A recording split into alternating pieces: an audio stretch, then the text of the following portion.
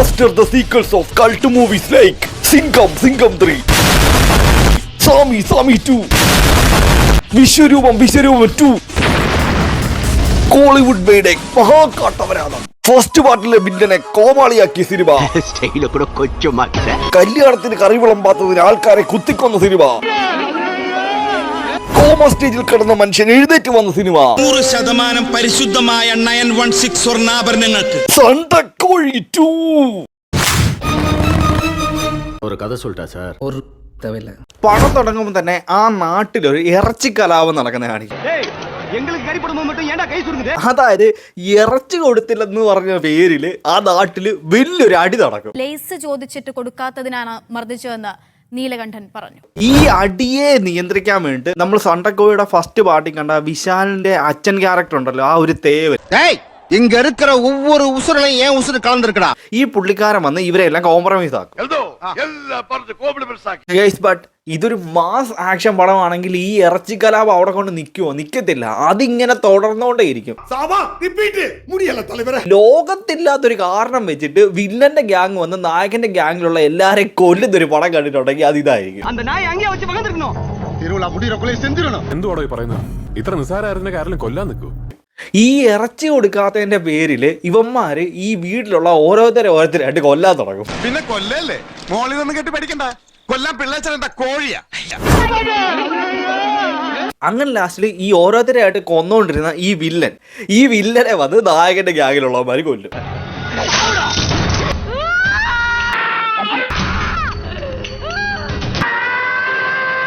പിന്നെ അങ്ങ് കുടിപ്പകയാകും. അതാണ് പടത്തിന്റെ കണ്ടന്റ്. നീ പകപോക്കാണല്ലേടാ. ഈ ഒരു വില്ലനെ കൊന്നില്ലേ, ഈ വില്ലന്റെ വൈഫായിട്ട് വരുന്നതാണ് പേച്ചി. ഈ പേച്ചിക്ക് പിന്നെ നായകനോടും നായകന്റെ കുടുംബത്തോടും തീരാത്ത പകയാകും. അങ്ങനെ ആ നായകന്റെ ഫാമിലിയിലുള്ള എല്ലാരെയും കൊന്നിട്ട് ലാസ്റ്റിൽ ഒരുത്തൻ മാത്രം അവശേഷിക്കും. അതാണ് അൻപ്. ഇവനെ പ്രൊട്ടക്ട് ചെയ്യാനായിട്ട് ഈ നായകന്റെ ഫാമിലിയിലുള്ള ആളുകൾ എല്ലാവരും ചേർന്ന് പിന്നെ ശ്രമിച്ചുകൊണ്ടിരിക്കും. ലാസ്റ്റ് ആകുമ്പോഴത്തേക്ക് ഇവനെ ഇവന്മാരെ എങ്ങനെ സേവ് ചെയ്യുന്നു എന്നുള്ളതാണ് ഈ പടത്തിന്റെ കഥ.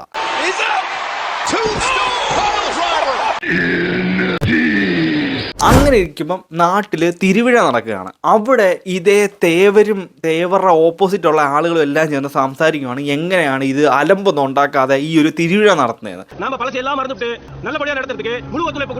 അതിനായിട്ട് നമ്മുടെ ഈ പേച്ചിയുടെ ഗ്യാങ് ഉണ്ടല്ലോ, ഈ പുള്ളിക്കാരുടെ ഗ്യാങ്ങുകാരുമായിട്ട് ഇവര് ചർച്ചയ്ക്ക് വരും. ഈ BGM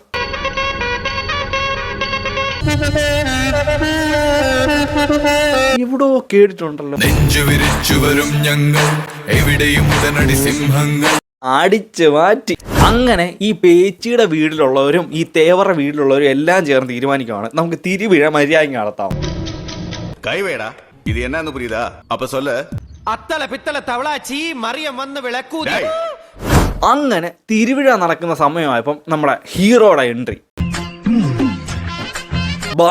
ബാലു സാറ് ഫസ്റ്റ് പാർട്ടില്, അതായത് ഈ സണ്ടക്കോഴി 1-ല് ഒരു മാസ് ക്യാരക്ടറായിരുന്നു. അതായത് എന്താ പറയാ, അനീതിക്കെതിരെ പോരാടുന്ന നായകൻ,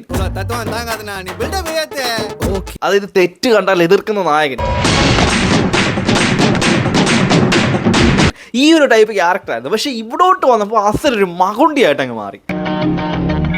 വേറെ കോമഡി എന്തെന്ന് വെച്ചാൽ ഈ ഫസ്റ്റ് പാർട്ടിൽ വില്ലനെ അടിച്ചിട്ടിട്ട് ഇവ പറയുന്നുണ്ട്, ഞാനും മധുരക്കാരനാളാ, ഞാൻ ഇവിടെ തന്നെ കാണും, നീ എത്ര കൊല്ലം കഴിഞ്ഞാലും ഇങ്ങോട്ട് വാ, ഞാൻ ഇവിടെ തന്നെ ജീവിക്കുന്നു.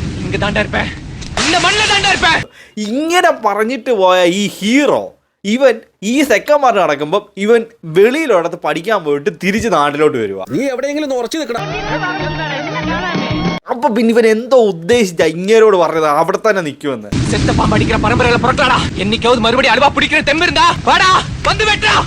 അവിടെ തന്നെ പടം ഒരു വാണപ്പടമായി.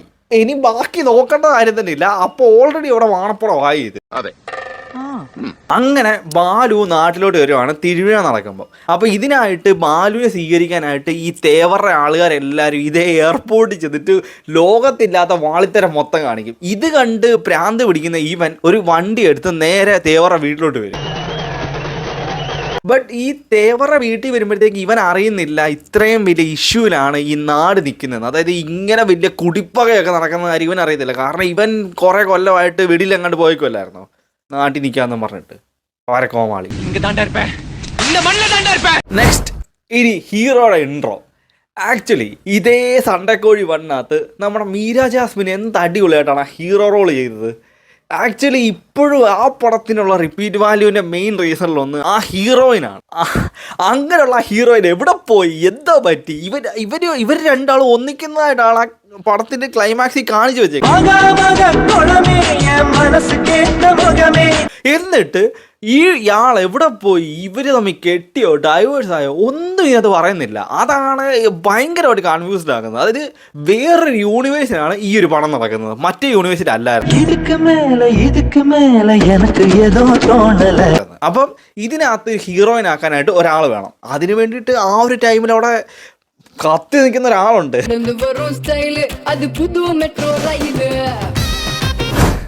കീർത്തി സുരേഷ്. പടത്തിന്റെ പേര് സണ്ടക്കോഴി എന്നായതുകൊണ്ട് തന്നെ ഒരു കോഴിയെ വെച്ചുകൊണ്ടുള്ള ഇൻട്രോയാണ് ഇവിടെ കീർത്തിക്ക് ഉണ്ടാക്കിയേക്കുന്നത്. കീർത്തി ആ ചെമ്പരത്തി.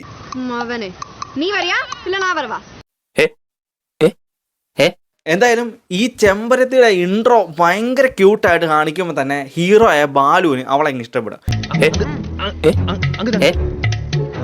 എന്താ എന്റെ ഉദ്ദേശം?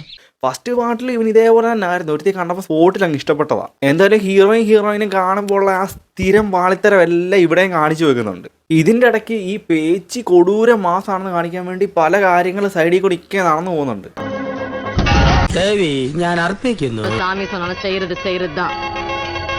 അങ്ങനെ ചെയ്തപ്പോഴാണ് ഈ ബാലു മനസ്സിലാക്കിയത് ഇവരുടെ കൂടെയുള്ള അൻപെന്ന് പറയുന്നവനെ കൊല്ലാനായിട്ട് ഈ പേച്ചിയും ഗ്യാങ് കൂടെ നടക്കുക. അങ്ങനെ ഈ ബാലു എന്തോ എന്ന് വെച്ചാൽ ഇവനെ കൊല്ലാൻ ഇരിക്കുന്ന ആ ഒരു വീട്ടുകാരുണ്ടല്ലോ, അവരുടെ അവിടെ പോയിട്ട് ഇവരെ അങ്ങ് വെല്ലുവിളി. ഇതുപോലത്തെ വണ്ടി ഓടിച്ചിട്ടുണ്ടോടാ? അങ്ങനെ അവിടെ തിരുവിഴ നടക്കുവാണ്.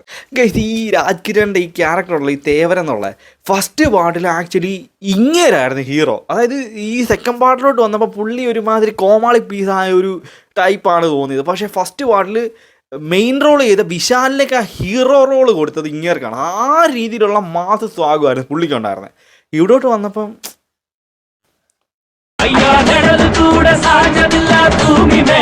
എന്തായാലും ഈ തിരുവിഴ നടക്കുന്ന എത്ത് വെച്ചും ഇതേപോലെ ഹീറോയുടെയും ഹീറോയിന്റെയും കുറെ മാളിത്തരൊക്കെ കാണിച്ചു പോകുന്നുണ്ട്. ക്യൂട്ട്നെസ് ആയിരുന്നു ഉദ്ദേശിക്കുന്നത്. അങ്ങനെ ഈ തിരുവിഴ നടക്കുന്നിടത്ത് വെച്ച് ഇതേ അൻപിനെ കൊല്ലാനായിട്ട് കുറെ പേര് വെച്ചു. അവിടെ വെച്ച് നമ്മുടെ ഹീറോയുടെ വക ഒരു ഫൈറ്റ്. കീർത്തിയുടെ ഈ ഡാൻസ് കൊണ്ട് ഇവർ എന്ത് ഉദ്ദേശിക്കുന്നത്?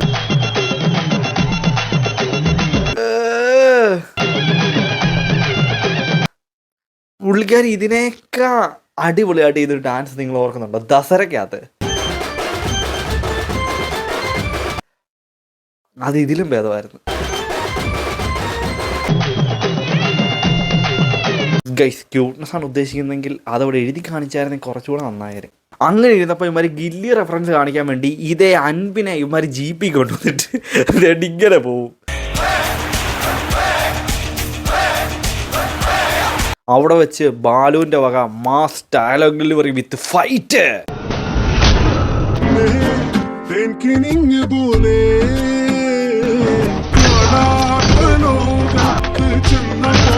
അങ്ങനെ ഇരുന്നപ്പം ഈ തന്തയായ തേവര് വന്നിട്ട് പറഞ്ഞു, നീ ഈ കാര്യത്തിനൊന്നും തലയിടല്, കാരണം ഇത് രണ്ട് നാട് തമ്മിലുള്ള പകയാണ്, അതിനകത്ത് നിന്നെപ്പോലുള്ള പിള്ളേരൊന്നും ഇടപെടരുത്, സോ ഡോണ്ട് റിപ്പീറ്റ് ഇറ്റ്. വേണ്ട, നീ തലയിടാതീங்க, നാങ്ക പാത്തുக்கிறோம். അന്നേരം ബാലു പറഞ്ഞു ശരി. അങ്ങനെ ബാലുവിന് മനസ്സ് മാറി പറയുന്നു, ഇനി ഇതിനകത്തൊന്നും ഞാൻ ഇടപെടാൻ പോകുന്നില്ല. അങ്ങനെ ഇരുന്നപ്പോൾ ഈ ചെമ്പരത്തിക്ക് കൊടൂര ക്രഷ് കയറിയിട്ട് ഇവനുമായിട്ടുള്ള കല്യാണം എല്ലാം ഉറപ്പിക്കാനെന്ന് പറയും. അതിനായിട്ട് പിന്നെ ഇവർ കാണിക്കുന്ന റൊമാൻസ് ഉണ്ട്. അങ്ങനെ ഇരുന്നപ്പം ഈ പേച്ചിക്കൊരു ചെറുക്കനുണ്ട്. ആ ചെറുക്കൻ വന്ന് ഇതേ അൻപിനെ വെട്ടിവെച്ച് ഓടും. അഴുക്കച്ചെറുക്കൻ, തന്തയേക്കാൾ മോശം. തന്ത ഭയങ്കര കുഴപ്പമായിരുന്നു. നല്ല തള്ളമാരാണെങ്കിൽ പറയും, എടാ നീ എന്തോ ആടാ ഈ കാണിച്ചെന്ന് ചോദിക്കും. But Pechi hits different. Pechi ഇവനെ കൂടുതലായിട്ട് എൻകറേജ് ചെയ്യുകയാണ് ചെയ്തത്. ഈ വരലക്ഷ്മി ശരത് കുമാറിന് സർക്കാരിലെ ക്യാരക്ടർ വിട്ടുപോയിട്ടില്ലെന്ന് തോന്നുന്നു. கருத்து கணிப்புல உனக்கு 2% ഇതിൻ്റെ ഇടയ്ക്ക് വെച്ച് ഈ ചെമ്പരത്തി രാത്രിയിൽ ഇവന്റെ വീട്ടിലൊക്കെ കയറി ചെല്ലുന്നുണ്ട്. എന്നിട്ട്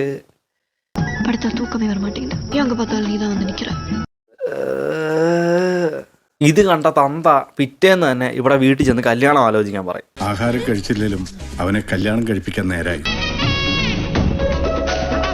അങ്ങനെ കല്യാണം ആലോചിക്കാനായിട്ട് പോകുന്ന വഴിക്ക് തന്തയെ ഒരുത്തം വെട്ടും. അങ്ങേരെ ഇങ്ങനെയൊക്കെ കാണിച്ചു വെച്ചിട്ടുള്ള ഇങ്ങനെയൊക്കെ ഫസ്റ്റ് പാർട്ടിൽ എന്ത് മാസമായിരുന്നു അറിയോ. ആ ക്യാരക്ടറിനെ ആളിമാർ ഈ ലെവലാക്കി വിട്ടത്. കഴുത്തിന് വെട്ടുകൊണ്ടിട്ടും പുള്ളി പക്ഷെ ചാകത്തില്ല കേട്ടോ. പുള്ളിക്കാരൻ ഈ ബാലുവിനോട് പറയും, നീ ഇതിന് പ്രതികരിക്കാനൊന്നും പോകണ്ട, ഈ തിരുവിഴ എങ്ങനെയും മര്യാദയ്ക്ക് നടത്തിയാൽ മതി. സോ തിരുവിഴ നടത്താൻ ഞാൻ തീരുമാനിച്ചു. അങ്ങനെ നാട്ടുകാരെല്ലാവരും കൂടി ചെന്ന് ഇങ്ങനെ വെട്ടിയവന്മാരെ പിടിച്ചുകൊണ്ട് വരുമ്പം ഇതേ ബാലു പറയും, നിങ്ങളൊന്നും ഇത് തീരുമാനിക്കണ്ട, ഈ പുള്ളിക്ക് ഒരു കുഴപ്പമില്ല, ഈ തിരുവിഴ മര്യാദയ്ക്ക് നടക്കണമെന്ന്. അങ്ങനെ ഈ ബാലുവിൻ്റെ വീട്ടിലുള്ളവർ എല്ലാവരും ഇതേപോലെ തന്നെ ഇങ്ങനെ വെട്ടിയവന്മാരെ കൊല്ലാൻ തുടങ്ങുമ്പോൾ ഇവ സമ്മതിക്കത്തില്ല. ഇവൻ പറയും ഈ തിരുവിഴ എങ്ങനെ നടക്കണമെന്നുള്ളതാണ് അച്ഛൻ്റെ ആഗ്രഹമെന്ന്. അങ്ങനെ ഈ തന്ത ഇങ്ങനെ വയ്യാതെ കിടക്കുമ്പോൾ പുള്ളിയെ കൂടെ കോമാളിയാക്കാൻ വേണ്ടിയിട്ട് ഇയാടെ വേഷം കെട്ടിച്ചുകൊണ്ട് ഓരോരോ വാളിത്തരം കാണിക്കും. അതായത് ഈ കല്യാണം ഉറപ്പിച്ച ഇവിടെ വീട്ടിൽ ചെന്നിട്ട് പറയും തന്തയ്ക്ക് ഇത് ഇഷ്ടമല്ല, സോ ഈ കല്യാണം നടക്കത്തില്ല. അവിടെയും തന്തയ്ക്ക് കൂക്ക്. അത് കഴിയുന്ന പറഞ്ഞാൽ ഈ തന്തയെ കാണാനായിട്ട് അവിടെയുള്ള കമ്മിറ്റിയിലുള്ള കുറേ ആളുകൾ വരുമ്പം ഇങ്ങനെ പിടിച്ചിരുത്തിയിട്ട് വേറെ രീതിയിലുള്ള വാളിത്തരം കാണിക്കും. അതായത് ഇയാൾ ഇരിക്കുമ്പം ഇയാളുടെ ബോഡി ഡബിളൊക്കെ വെച്ചിട്ട് ഇങ്ങനെ ഷേവ് ചെയ്യാമെന്നും പറഞ്ഞിട്ട് ഇയാളുടെ മിമിക്രി ഒക്കെ കാണിക്കും. എല്ലാവരും സാപ്പിട്ട് പോങ്ങ.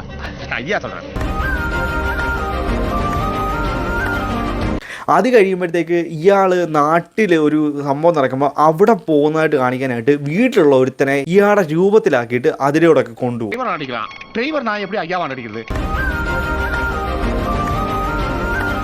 എടാ ബുദ്ധിയുള്ളവന്മാർക്ക് ഇത് കാണുമ്പോൾ മനസ്സിലാവോളാ.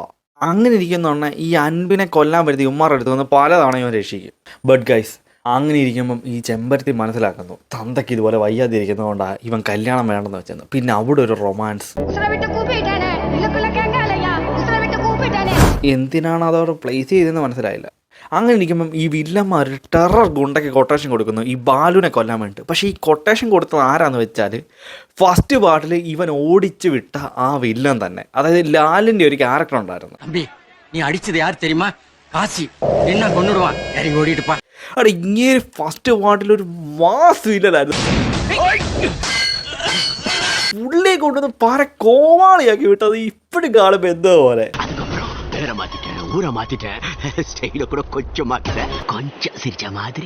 അങ്ങനെ നിന്നപ്പം ഈ ദേവർക്ക് വയ്യാതായി. ഈ വയ്യാതായത് കണ്ട് ഇയാളെ ആശുപത്രിയിലോട്ട് കൊണ്ടുപോകാൻ തുടങ്ങുമ്പോൾ തന്നെ നമ്മൾ RDXലൊക്കെ കണ്ടതുപോലെ നടു റോഡിൽ തടഞ്ഞു നിന്നുകൊണ്ടൊരു ഫൈറ്റ്. ബട്ട് ഈ ഫൈറ്റിന്റെ ഇടയ്ക്ക് വെച്ച് ഈ വില്ലന്റെ ഗ്യാങ്ങിലുള്ള ഒരുത്തൻ ഇവരെ ചതിക്കും. അങ്ങനെ ഇവർ അവിടുന്ന് എസ്കേപ്പ്. പണം കൊടുത്താൽ മറിയുമെന്ന് താൻ കരുതിയ തന്റെ അവിശ്വസനായ രജിസ്ട്രാർ അതിൽ കൂടുതൽ പണം കൊടുത്താൽ തിരിച്ചു മറിയുമെന്ന് താൻ ഓർത്തില്ല. ഈ മരണക്കിടക്കയിൽ നിന്ന് ഇങ്ങനെ എഴുന്നേറ്റ് വന്നിട്ട് മോട്ടിവേഷൻ കൊടുക്കുന്നുണ്ട്. ഇതാണ് ദേവി മലയിൽ ജ്വല്ലേഴ്സ്. മലയിൽ ജ്വല്ലേഴ്സോ? അതെന്താണ്? 100% പരിശുദ്ധമായ 916 സ്വർണ്ണാഭരണങ്ങൾക്ക്. അങ്ങനെ ഇരിക്കുമ്പം ഈ തിരുവിഴയുടെ ലാസ്റ്റ് ദിവസമാവും. ആ തീരം നന്ന് ഈ അൻപിനെയും കൊണ്ട് ഇതേ ബാലു ചെന്നിട്ട് പറയും നിങ്ങൾ ഇതെല്ലാം മറക്കണം, ഇവിടെ വെച്ച് ഇതെല്ലാം കോംപ്രമൈസ് ആവണം. ബട്ട് ഇവർ സമ്മതിക്കത്തില്ല. പിന്നെ അവിടെ വെച്ചൊരു ഫൈറ്റ്. ഈ ഫൈറ്റിൽ ഇവരെ എല്ലാം അടിച്ചിട്ട് കഴിഞ്ഞിട്ടും ഇവള് കയറി വന്ന് ഇവനെ അടിക്കാൻ തുടങ്ങും. ആ സമയത്ത് ഇവള് വാള് വീശുന്നിടത്ത് ഇവിടെ കൊച്ചിൻ്റെ കഴുത്തേലോട്ട് ആ വാള് ചെല്ലാൻ തുടങ്ങുന്നുണ്ടെങ്കിൽ ഇവനത് കൈ വെച്ച് പിടിക്കും.